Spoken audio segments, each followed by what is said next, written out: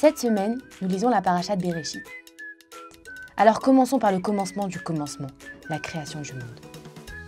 Le premier jour, Dieu créa la lumière, le ciel et la terre. Le deuxième jour, il sépara les eaux d'en haut des eaux d'en bas.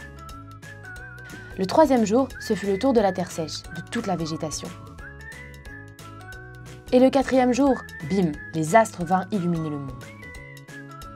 Et qu'est-ce qu'un monde sans animaux?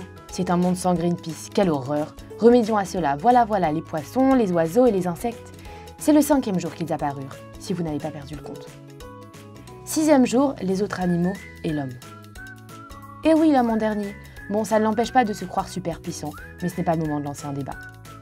Dieu créa donc l'homme et la femme et les plaça dans le magnifique jardin d'Éden, comparable à aucun autre jardin.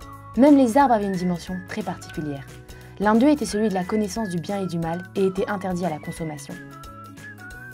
Je nous laisse cette pauvre pomme tranquille, ce n'était pas une pomme, mais du raisin, du blé, une figue ou du cédrat. Tout était trop calme, beaucoup trop calme.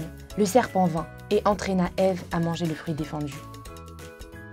Je sais, ça vous fait penser à Blanche-Neige. En fait, c'est plutôt les Grimm qui ont lu la Bible. Adam faute à son tour et les deux sont expulsés du jardin d'Éden. Ils auront deux enfants, Caïn et Ével. Caïn devient agriculteur et Ével, éleveur. Caïn a l'idée d'apporter une offrande, mais il choisit le moins bon de sa récolte, tandis qu'Ével prend le meilleur de son bétail et son offrande est acceptée. Furieux d'être rejeté, Caïn tue Ével mais finit par se repentir. Naquit Shet, un petit troisième, est notre ancêtre à tous. 7 générations plus tard, Lémer, un descendant de Caïn, souffrant de cécité, tua par mégarde à la chasse Caïn, son aïeul. Réalisant cela, il frappa dans ses mains avec douleur et tua son fils Tubal-Caïn, par erreur encore une fois.